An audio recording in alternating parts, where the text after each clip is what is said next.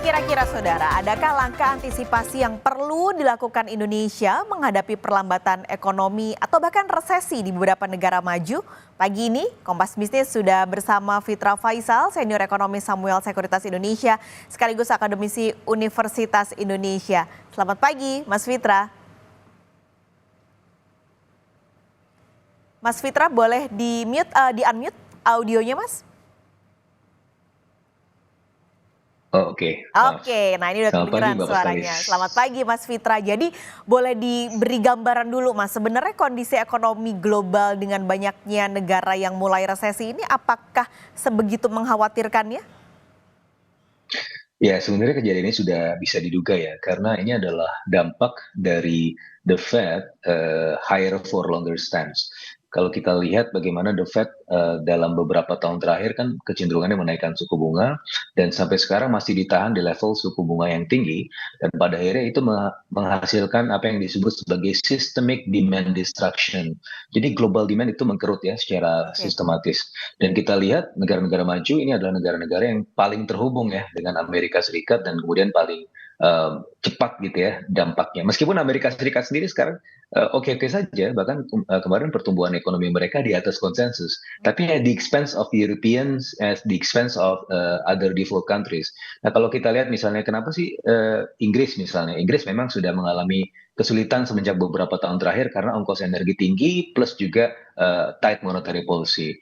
Kenapa Jepang resesi? Resesi Jepang juga bukan karena tight monetary policy, mereka bahkan tidak menaikkan suku bunga sama sekali selama beberapa tahun terakhir. Tapi mereka memang kekurangan firepower. Demand mereka memang sudah terlalu rendah karena ada aging society atau aging population di sana yang sudah terjadi selama 10 tahun terakhir dan tambah parah lagi dengan peristiwa pandemi. Nah, Jerman juga seperti itu karena memang global demand mengkerut, maka industri mereka itu kan kekurangan pembeli gitu ya di apa namanya dari sisi global.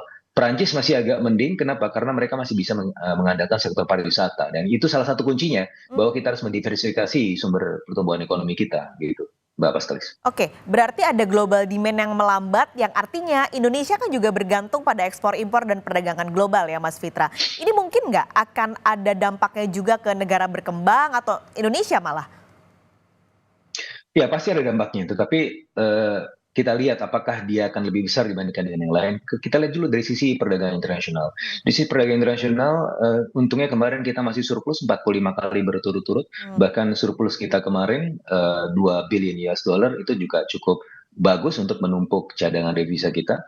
Tetapi kalau dibandingkan dengan tahun 2022, ini surplus-surplus ini atau perdagangan kita sudah sepertiganya dari yang tahun-tahun sebelumnya. Artinya ini surplusnya pun semakin mengkerut.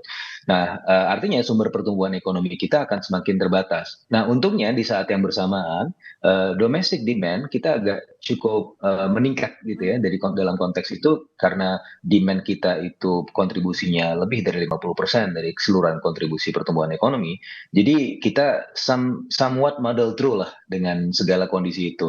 Dan memang ini juga ditambah juga dengan keadaan kita yang sebenarnya quite unfortunate, tapi di sisi yang lain kita tidak sangat terhubung dengan global production network dan juga regional production network. Sehingga apa yang terjadi di negara-negara maju terutama itu tidak terlalu berdampak kepada Indonesia. Mungkin akan berdampak sooner or later, tetapi bukan yang paling cepat terdampaknya. Mungkin yang paling cepat terdampak itu dari sisi regional ASEAN itu ada Vietnam, ada Thailand karena mereka sangat berpartisipasi dalam jaringan nanti produksi regional, tapi tidak dengan Indonesia. Berarti kalau Indonesia misalnya sooner or later tadi ya Mas Fitra, adakah sektor-sektor yang sekarang harus didorong gitu yang masih bisa bertahan sampai nanti terutama di ekspor karena angkanya sudah mulai turun terus nih akhir-akhir ini kan?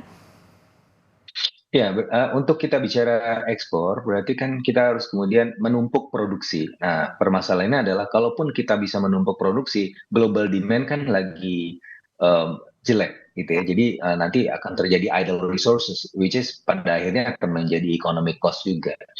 Nah, dalam kondisi seperti ini yang harus kita perkuat adalah basis-basis pertumbuhan ekonomi yang berasal dari dalam negeri. Nah, Oke. apa saja? Nah, salah satunya berasal dari sektor konsumsi.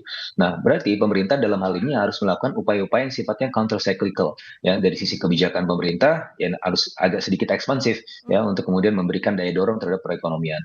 Dan juga harus ada relaksasi juga di sektor keuangan misalnya untuk di sektor perbankan supaya misalnya apa? Supaya loan growth-nya bisa lebih tinggi supaya aktivitas ekonomi juga lumayan tinggi. Nah, itu ada beberapa hal yang mungkin bisa dilakukan. Sembari juga menanti Bank Indonesia nanti menurunkan suku bunganya ya. Mhm. Kemarin diumumkan Ya. stay di level 6% Mhm. karena memang ada faktor inflasi yang harus diperhatikan. Tetapi mungkin mulai dari kuartal 2 harus mulai juga dilihat bagaimana antisipasi terhadap growth yang melemah dengan dari sisi monetary expansion gitu. Oke, ada kredit, ada konsumsi ini yang harus dijaga, Hmm. tapi kalau efeknya ke rupiah ini ada nggak sih, Mas? Oh, tentu saja, karena, biar bagaimanapun ini kan kalau kita lihat dari sisi global, ketika globalnya mengkerut, yang diuntungkan siapa? Yang diuntungkan sebenarnya adalah Amerika Serikat. Dolar indeks mereka menguat. Ini yang disebut sebagai Emperor Circle of US Dollar. Jadi ini tidak hanya unik terhadap rupiah, depresiasi ini juga pastinya akan terjadi di hampir seluruh, nilai mata tukar gitu ya, dunia. Dan untuk rupiah sendiri sebenarnya forecast-nya untuk tahun ini bisa stay di level 15.600, 15.700-an. Artinya ini berbalik arah dengan apa yang sebelumnya di forecast atau diprediksikan oleh pemerintah di tahun 2024 ya. Mhm. Jadi kan arahannya atau harapannya kita bisa di bawah 15.000, tapi kayaknya agak stubborn dengan beberapa apa namanya peristiwa global tersebut sehingga ya mungkin rupiah akan stay di level sekarang ya 15.600 sampai juga mungkin level terburuknya 15.800. Oke, ini berarti kalau, seperti ini, langkah kalau tadi rencana BI adalah menurunkan suku bunga di semester 2, meskipun rupiahnya masih ada efek sedikit dari, kondisi global ini, tidak apa-apa ya, Mas, ya? Maksudnya langkah BI sudah tepat gitu kalau prediksinya semester 2 nanti akan menurunkan suku bunga untuk rupiah efeknya? Nah, inilah pentingnya kita melakukan moderasi-moderasi moneter dengan ragam instrumen. Mmm. Nah, ketika suku bunganya itu turun, efek yang lain yang mungkin bisa dilakukan sebagai efek intervensionis dari Bank Indonesia adalah dengan menggunakan cadangan devisa. Oke. Apakah kita bisa melakukan itu? Bisa, karena di tahun 2022 itu sempat terjadi antara bulan Januari sampai Agustus, Bank Indonesia baru menaikkannya di akhir semester pertama atau awal semester kedua, padahal waktu itu The Fed sudah menaikkan suku bunganya berkali-kali. Mhm, mhm. Nah, apa yang kemudian melandasi Bank Indonesia tidak segera menaikkan suku bunga pada tahun 2022 adalah ketersediaan dari international research yang pada saat itu antara 140 sampai 145 billion US dollar. Dan ini kalau kita lihat cadangan devisa sekarang antara 145 miliar US dollar gitu kan. Kalaupun nanti digunakan untuk intervensi itu asumsi kita itu akan setidak-tidaknya turun sampai 135 miliar US dollar. Jadi masih ada ruang untuk intervensi ya dari sisi itu gitu. Meskipun suku bunganya dibuat lebih rendah tapi masih ada bisa instrumen pasar, instrumen apa namanya intervensi dari Bank Indonesia untuk kemudian mempertahankan rupiah di level 15.600 sampai 15.700. Oke, oke. Ini, oke, penasaran, terakhir Mas boleh singkat, mungkin nggak sih ini terjadi Boleh. resesi ini, ke negara-negara yang lebih besar dan lebih maju, misalnya Tiongkok dan Amerika Serikat?